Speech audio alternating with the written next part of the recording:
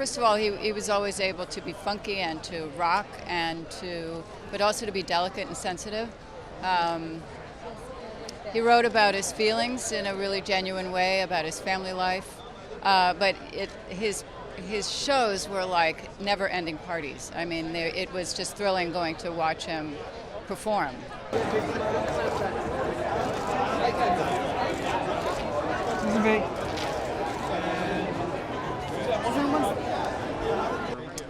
My favorite, the one that's been going through my head all day today, is When Doves Cry.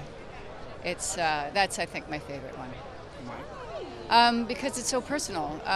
He talks about his mother, he talks about his father, and the pain of growing up, and I can relate to that.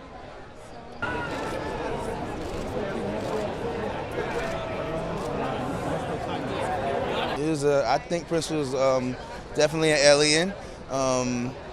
One of the best, the most innovative and groundbreaking songwriter producers.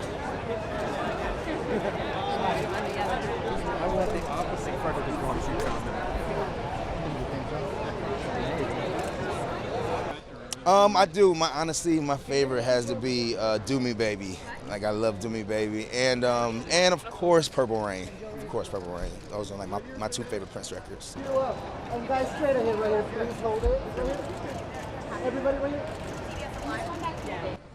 You know, well, it's not famously a Prince song, but I Could Drink a Case of You. It was written by Prince, and that's one of my favorite songs of all time. I'm pretty sure I Can't Make You Love Me. Is that what the title of the song is? The Bonnie Raitt song? I'm pretty sure that was written by Prince. Yeah. Maybe. I've read that somewhere. Okay, here's the thing: is that I thought that was true, and I looked it up, and that's not It's true. not? Sorry. I thought I also heard Prince really Happy deep. Birthday and the national anthem. Yeah. Really incredible repertoire. Thankful for music. He's like Bach. I love how stealthy he was. He found ways to get his ideas out without people controlling where it was coming from, because he was like, sneaky and would do it under different names and things like that. So I appreciate that. I think that's really forward thinking and way ahead of his time, and I don't know anybody these days that would have the guts to do that. Like ghostwriting for the time? Yeah, and Sinead O'Connor, and also all of his own stuff was amazing. And rather than, maybe not brag, but like tout his own, toot his own horn, it's kind of a beautiful way to prove to yourself as a writer that your actual perspective is what people are drawn to rather than your name. So that must have felt really good to him to have those songs go crazy. Yeah.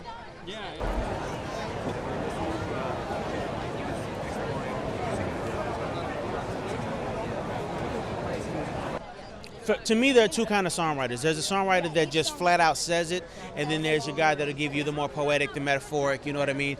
Prince was a master of both. He could just come flat out and say something to make you go, oh my God, did you hear did he just say that really? But then he'll say something that'll make you think, like, okay, did he mean this or did he mean that? And it kind of allows you to determine your own adventure, you know what I mean? And that's the key element of a master songwriter. He takes you on a journey with everything that he does, and that's who Prince was.